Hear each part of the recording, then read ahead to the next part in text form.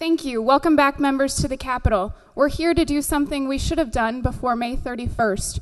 We're here to pass real education funding reform that's bipartisan and that helps every school in this state. I'm glad the previous speaker mentioned the merits of an evidence-based model. There is broad bipartisan support on both sides of the aisle that we need a new school funding formula and that we need it this year. We cannot wait.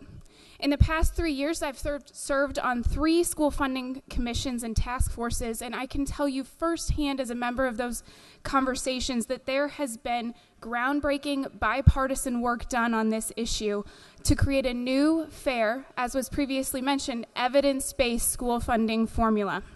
Unsurprisingly, though, in this chamber, let's not talk about the other chamber, in this chamber, at the last second, negotiations were cut off, amendments were filed that benefited Chicago, and pieces were put into the bill that were never previously discussed in any of the school funding formula meetings that I had been in.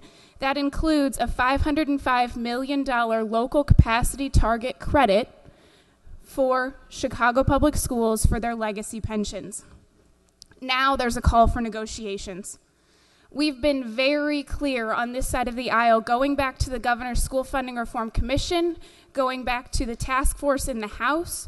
I was in meetings throughout the discussion in the House on Senate Bill 1. We've been very clear on what we want to see in the school funding formula. To say that you don't know our plan or to say that we are not open to negotiations is patently false. This has happened the entire time.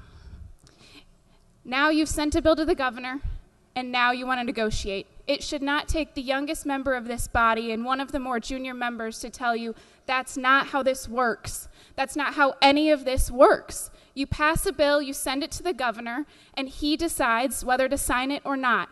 If there are 2 ways forward, it is morally wrong to hold schools hostage and to say that schools won't open if you don't get your way. Either work with us on this side of the aisle for a new solution or send the bill to the governor. Those are the options. But to sit here and say that we have no work to do is wrong. We have important work to do to make sure that our schools open. And I am open and willing. We have to get this done. We're here to do the right thing. It takes participation on that side of the aisle to make it happen.